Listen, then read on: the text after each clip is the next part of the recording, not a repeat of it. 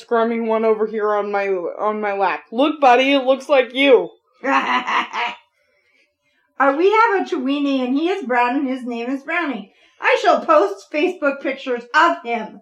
However, it is our very strongly held opinion, and one that we share with anyone who really has met Brownie, that he does look a little like a bat, especially when he's looking up to you, because he has giant floppy ears. So, I'll post pictures at some point, and we can have like a, I don't know, like a poll or something. People thinking Brownie looks a little like a bat. Could we have a bat for a pet? No, we cannot. No, I'm not saying I want a bat. I'm just saying Brownie's kind of like a bat. He's kind of like a pain. Anyway, what are your bat facts for us today, Crystal? Yes, sorry about that. So that this information I got from Bat Conservation International. Nice. Go check this out. This article is 5 weird facts about bats. Please, Brownie, do not lick my father. Anyway. So fact number 1. Some bats have long tubes for noses. Okay. Now, the bats that have tubes for noses are the Queensland or the Eastern tube-nosed bats. I see. Well, the tube nose, that makes sense, seeing as... Tube-nosed. It would be one of the ones with the tube for a nose, since its name is the tube nose. Mm-hmm. Number 2. All bats have belly buttons. Now, I didn't know this before. I don't know if anybody else knew this before, but they have belly buttons. That's with belly buttons. Oh, okay. Well, they are mammals. They are mammals. They do. They are. They are carried by their mothers, and that's exactly what it says here. I guess the belly button thing kind of makes sense. It's just not something you normally think about, I guess. Yeah. I guess the dog probably has a belly button too, officially. Barney, do you have a belly button? I don't know. I guess. I'm not looking. Okay. Anyway. Number 3. Baby bats are heavy. Now, baby bats can weigh up to 1/3 of their mother's body weight. To put that into perspective, just imagine birthing a 2-year-old. 40-pound human baby. Oh, no, thank you. That, you're right. Oh my goodness, those poor mom bats. That sounds painful. It does sound painful. Goodness gracious. I've had a few 2-year-olds in my time. I'm not even gonna think about giving birth to one of them. Especially you guys. You guys all are honking by the time you're 2.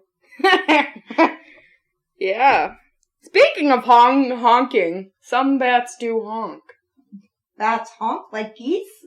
Like male hammerhead fruit bats whoa, I can't say that. Monstrous.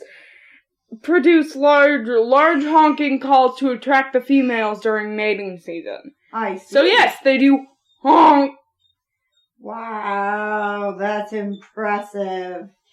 That's a big honking bat. That's a big honking bat! The puns! They are real! Puns are real in the family tonight. I love it. Yes, we would love to hear some of your bat puns. Yeah, just don't drive us batty.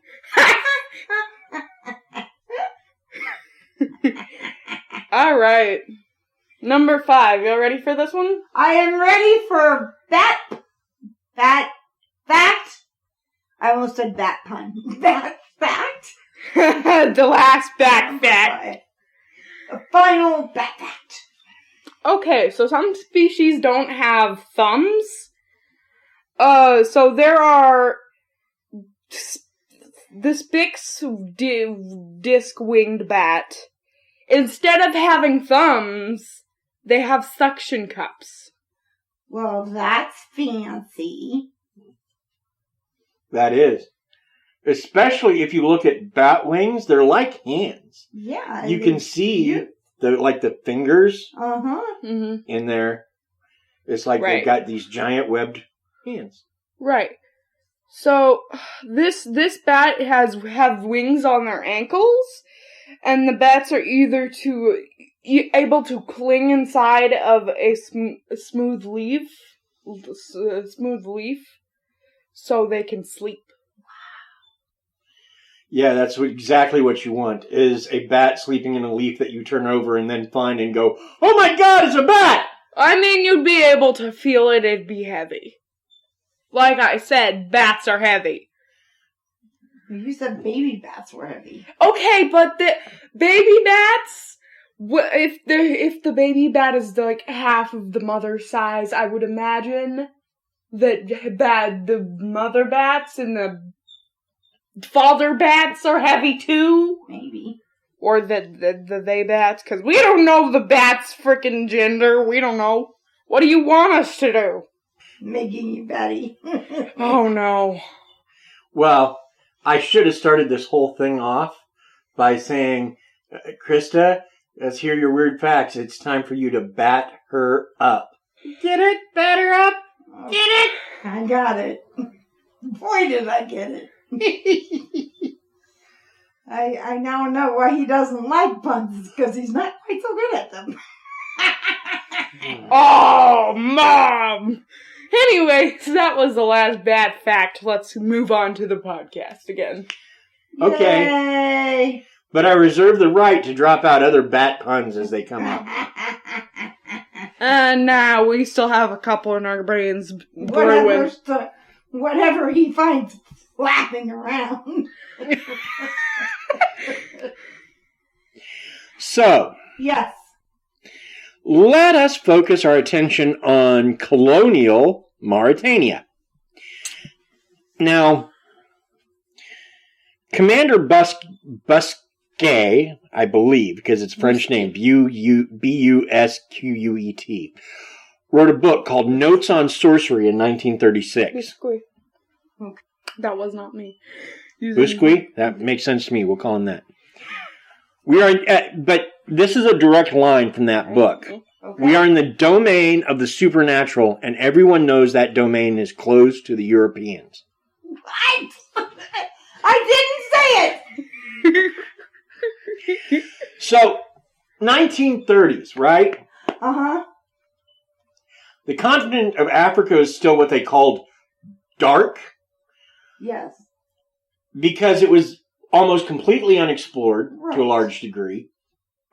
It had been colonized by Europeans, the French, the English, the Dutch. Yes. Why are you smiling like a loon? Because I'm 5? You're tired. She's tired. And so Mauritania Mm-hmm. was this small area that the French had claimed in northern Africa. And it contained, among other things, the Sahara Desert. Well, that's a nice big sandbox to have under your belt, I guess. And one thing that they noted, that they dealt with, was slavery. There were lots of slavers in the region, and there were cities that allowed slaves and cities that didn't. Now, the cities that allowed slaves were almost all what they called oasis cities. Oasis. Cities built in the desert, but near oases so that they had water. Right. Right. And these slaves were often accused of being vampires. But these vampires were accused of things like one specific incident that he mentions in his book Uh-huh. is that a mob was found attacking this woman who they claimed had summoned the heart of this other woman and eaten it. Okay. Oh, nice. Cannibalism. It's an unusual cannibalism in that she didn't rip a hole in this lady's chest to take her heart out. She just... She just had her heart. She didn't have her heart, and then she did. Teleportation. Basically. Interesting. Oh, yes, plastic surgery without the plastic, you know? But we're talking about in the Sahara Desert, so couldn't we be looking at, like, people having hallucinations from the heat? And... No. I'm guessing the people that live there are already used to the heat. Maybe. Yeah, we're not talking about the French Foreign Legion here, which I'm sure if we were dealing with them, sure. We're talking about the natives, the local populace, who I'm sure have created all sorts of methods of dealing with the heat, including, in some tribes, they sleep during the day and are active at night when it's cooler. Fair enough. And that was a common thing in these reports, is these vampires, almost always women, so I think we're dealing with potential estry here, or eastry.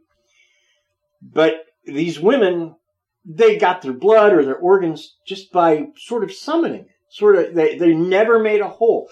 In fact, one story talks of a woman asking a lady to sit down and help her twirl some string. And that's all she did, was take this string and just begin to spin it while the other lady held it. And as she was spinning it, blood began to come up the cord, so much that it began to drip in the sand. There was no hole in this other woman. There was no wound for this blood to come from. Weird. Nice. Blood transformation. Guess I better take that class in college.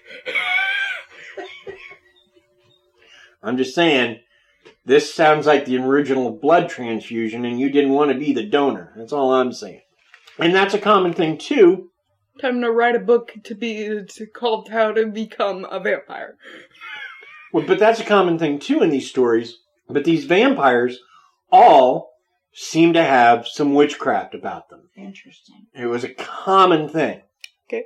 Because Commander Bousquet's novel is really hard to find. I only found bits of it. Okay. We have to turn our attention to a lady named Erin Pettigrew, who wrote a book called History of the African Continent, as well as several other reports. She is a researcher from the University of New York in Abu Dhabi. Yeah. Abu Dhabi. And she mentions that a French administrator was punished and fined by allowing a local mob to injure and possibly kill a woman because she was accused of being, they accused her of being a witch and having eaten the heart of another woman, this one of a prominent lineage. Mm-hmm. This is in 1946, so this is 10 years or more after Bousquet. So they're still dealing with the problem 15 years later. Okay. So, but I mean, okay, so seriously, I hate to have to be the reasonable one in this, but the normal person in me is throwing out some really basic, like, I get it, but at the same time, going back to when we first started having this conversation, we're talking about areas, it almost feels like there's, like, oh, you're a witch, you did this, and we're gonna make you be a slave, or we're gonna torture you till you die or something because we don't want you here anymore, kind of thing, you know? It almost seems like Salem. It almost seems like ulterior motives kind of thing. And there is possibly some of that, because Pettigrew points out that the largest people accused of this were slaves, who were not highly regarded in these communities. Right. And see, that makes total sense. These attacks were fairly commonplace according to the colonial French. Now, if we were just dealing with locals, that would be one thing for me. But why then are the colonial French arresting vampires, arresting witches, and reporting these things as if they're true? Now, I know it's 1930, 1940, but that's not even 100 years ago. And that's